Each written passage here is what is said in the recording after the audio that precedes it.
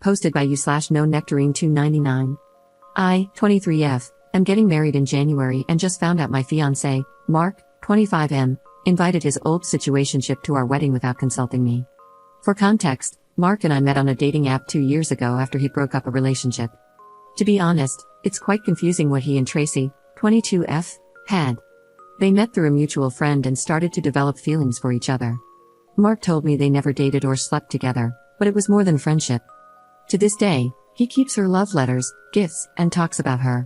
Tracy and he tried to stay in contact after the breakup, remaining friends, but she ghosted him after finding out we started dating. From what I've seen on her social media, she's in a relationship, so I'm not worried about her trying to get with my fiancé again. They haven't been in contact for 2 years, but he still has her number and email. I found out about him inviting her after I checked our guest list again and saw her name.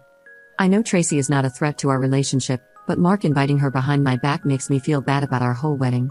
He told me he doesn't feel anything for her, yet he made sure to send her an invitation. This is probably me being insecure, but my fear of him not getting over her is slowly creeping into my heart. I don't want to lose him. Update 2 days later. After reading the comments and talking with some friends, my heart finally understood that Mark never really got over Tracy. In the beginning, I was in denial, but I went out with Tom, 24M, his best friend of several years, to understand what really happened between them. From what he told me, Tracy and Mark met through mutual friends. She had just started university and was 17 at the time, while Mark was almost graduating.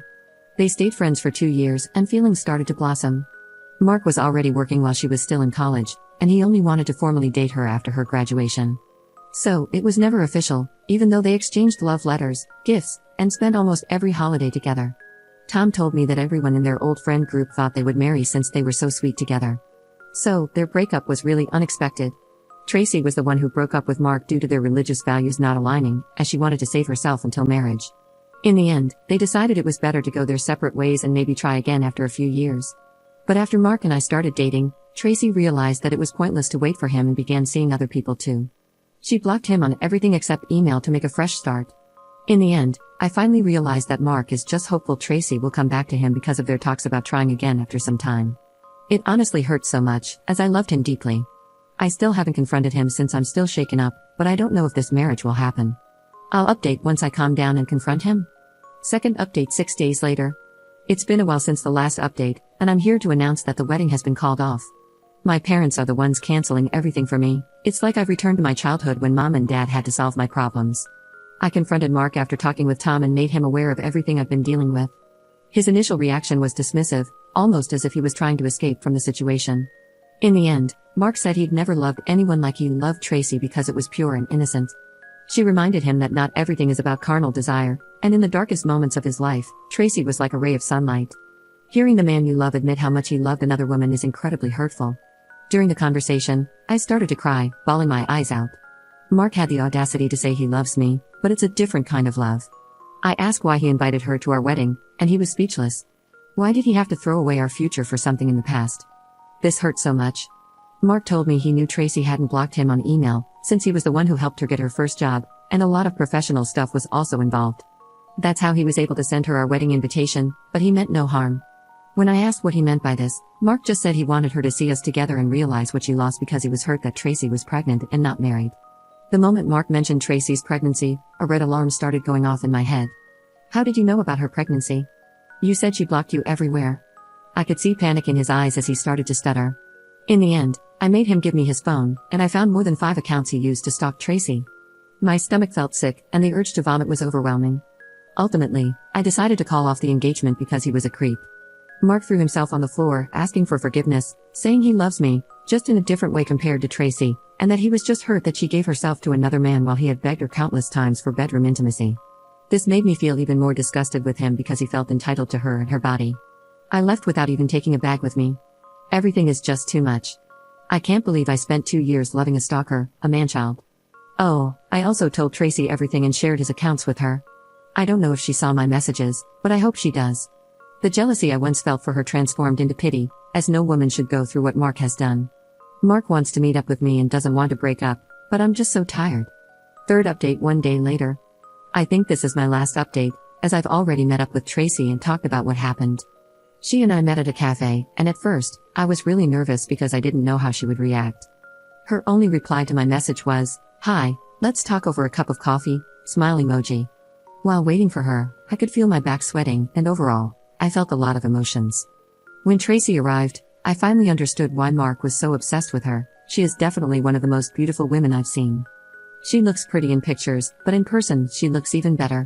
Tracy greeted me and asked if I'd be willing to go to her house to talk, since being outside for too long makes her really tired. We ordered some coffee to go, and it was super awkward. Now, let's talk about what she told me. First of all, she apologized for being the reason why I'm now single, though I assured her it's not her fault. Tracy said she received the invitation but wasn't interested in attending our wedding because she was already in a happy relationship and felt it was pointless to see someone from her past. Given the story Tom and Mark told me, I got curious and asked about them staying friends, since it sounded like she wanted to keep in touch with him after the breakup. This was the complete opposite of her behavior. Tracy seemed extremely uncomfortable with this question but still explained why she had said that. At first, she was really in love with Mark because he was her first love. She described him as a protector, someone trustworthy, handsome, and kind, who always showered her with gifts and trips. Everything was fine and sweet, but over time, Mark started begging her for bedroom intimacy so much that she began pretending to be sick just to avoid him. She just didn't want to sleep with him and had a sort of blockage, like a sixth sense telling her not to go through with it.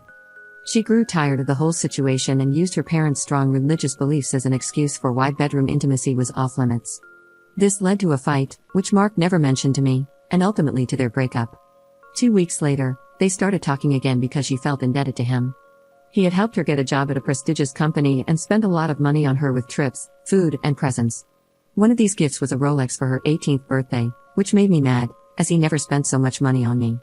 When Tracy found out that Mark and I were seeing each other, she felt relieved and finally had a proper reason to block him everywhere, as he was still occasionally hinting at them sleeping together. In the end, I told her that throughout my relationship with Mark, he would sometimes talk about her. At first, it was kind of weird, but I brushed it off, assuming she was just part of his past. Oh, I also brought up Mark's numerous accounts. Initially, she didn't believe me, but I showed her the accounts I knew of, which was creepy since they all had female names, followers, and pictures, and they all looked real. Since her account was public, I asked Tracy to make it private. She made a new account with her Korean name and deactivated the old one. We ended up having fun and becoming friends. She is a really sweet person, and I saw how her boyfriend treated her like a queen. I'm happy she found love and got rid of Mark.